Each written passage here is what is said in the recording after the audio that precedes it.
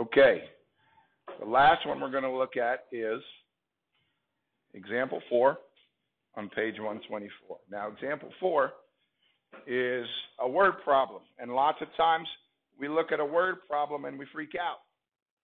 But it's still the same goal. We're still undoing operations in reverse order. The only thing with a word problem is sometimes we have to use the words to translate what the equation's going to be. However, in this situation, they kind of just gave us the equation, right? They said solve the equation negative 27 equals 1.8C plus 32, and this is going to convert our temperature from Fahrenheit to degrees Celsius, okay? We talked about that the other day when we're talking about properties, the difference between Fahrenheit and Celsius. So let's take a look at this. What's the first thing we were going to do? What did the math dude tell us to do? What are we going to take care of first?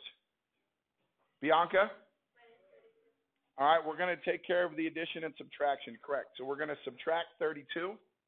So if I subtract 32 from both sides, and I have negative 27 minus 32, okay?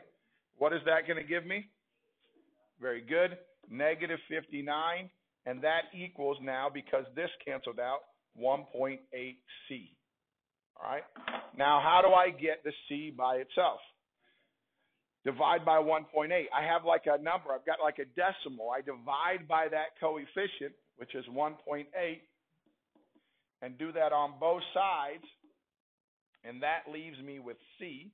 And negative 59 divided by 1.8 is going to be negative 32.8, and we're dealing with degrees Celsius. So we can write that a couple different ways.